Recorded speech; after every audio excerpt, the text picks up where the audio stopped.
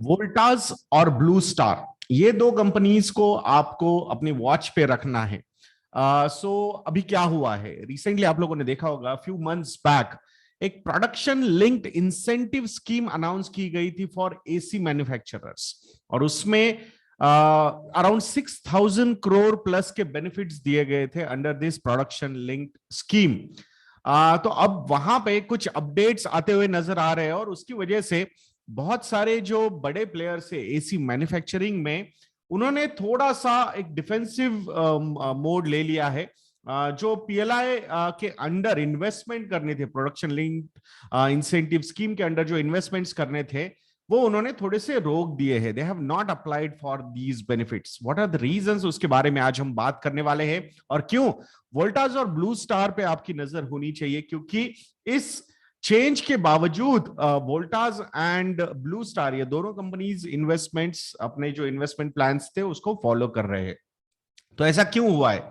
तो पहली बात तो ये जो पीएलआई स्कीम पहले ऐसा सोचा गया था कि जो मिल रही है वो not only on AC components की मैन्युफैक्चरिंग पे थी, बट फिनिश्ड प्रोडक्ट्स पे भी थी। मतलब finished product as an AC उस पे थी। अभी अगर आप देखोगे अराउंड 7.5 मिलियन एसीज के प्रोडक्शन इंडिया में होता है, और नेक्स्ट 5 सालों में द टारगेट जो था, अगर एसी प्रोडक्शन पे भी ये पीएलआई इंसेंटिव स्कीम रहती, तो अराउंड 40 मिलियन, मतलब 4 करोड़ एसीज प्रोड्यूस करने की कैपेसिटी इंडिया में हो जाती। अब यहां पे कुछ चेंजेस हो गए हैं, और क्यों हुए हैं वो भी हम बात करेंगे, और कैसे इसको सॉल्व किया जा सकता है आने वाले समय में, इसके बारे में भी हम यहाँ पे आप लोगों के साथ बात करने वाले हैं।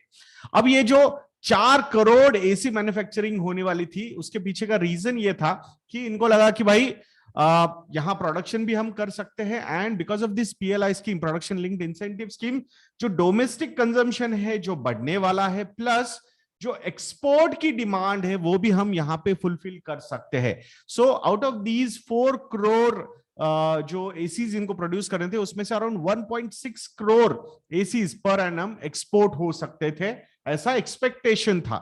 बट अब ये होता हुआ नजर नहीं आ रहा है। क्यों? अब गवर्नमेंट ने ये कॉल क्यों लिया, और आने वाले समय में ये कैसे चीजें चेंज हो सकती है, ये भी हम देखेंगे। जो इंडिया में एसी सेल होता है, उसमें से 95% एसी जो है वो इंडिया में ही प्रोड्यूस होते हैं।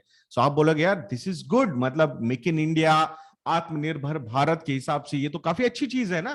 फिर इसमें क्या प्रॉब्लम है, जब हम 95% कंजम्पशन हम खुद ही कर रहे हैं, और अगर ये पीएलआई स्कीम आती है तो जो भी इंक्रीज्ड डिमांड होगी वो भी हम फुलफिल कर सकते हैं, plus because of this incentive scheme हम एक्सपोर्ट भी कर सकते हैं। ऐसा एक पूरा पिक्चर डेवलप हो रहा था। बट द प्रॉब्लम जो गवर्नमेंट ऑफ इंडिया को नजर आया, जो उन्होंने एड्रेस करने की कोशिश यहाँ पे की है, कि ये जो भी एसीज का प्रोडक्शन इंडिया में होता है, बट जो एसीज को कंपोनेंट्स लगते हैं, उसमें से 75 to 80% जो कंपोनेंट्स है वो हम इंपोर्ट करते हैं। सो फिर गवर्नमेंट ऑफ इंडिया ने बोला कि भाई आप कंपोनेंट्स को भी यहां पे प्रोड्यूस करो। तो ये जो पीएलआई स्कीम है वो फिनिश प्रोडक्ट को उन्होंने बंद कर दिया, एंड दे सेड कि फिनिश प्रोडक्ट हम इसमें इंक्लूड नहीं करेंगे, बट अगर आप कंपोनेंट्स यहां पे प्रोड्यूस करोगे तो उसका बेनिफिट हम आपको दे सकते हैं। सो अब इमीडिएटली ये जो बड़े प्लेयर्स थे, ये जो एमएनसीज थे, उन्होंने थोड़ा सा बैक स्टेप ले लिया, और उन्होंने बोला कि नहीं, we will wait and watch, we don't want to invest into only components, we want to have that benefit of finish products also. So मुझे ऐसा लगता है कि यहाँ पे कुछ एक क्या बोलते हैं उसको, सुवर्ण मध्य जिसे कहा जाता है, एक इन कॉम्प्रोमाइज काइंड ऑफ, दोनों तरीके से अगर कर सकते हैं हम, तो वो ये है कि अभी तो आपने ऐसा बोला है, बट दोनों एडिशनल बेनिफिट अगर दे दिए कि अगर आप कंपोनेंट्स इंडिया में मैन्युफैक्चर करोगे तो ही आपके फिनिश प्रोडक्ट को वो पीएलआई स्कीम के अंडर हम बेनिफिट दे सकते हैं। अगर ऐसा कुछ निकल गया तो काफी अच्छा हो सकता है। तो यहाँ पे वोल्टास और ब्लू स्टार स्टिल फील कि this is a big incentive. तो ये जो कंपोनेंट्स जहां पे इंपोर्ट हो रहे थे, वो कंपोनेंट्स अभी यहाँ पे मैन्युफैक्चर हो सकते हैं, and that is going to definitely play an important role in their operating profitability.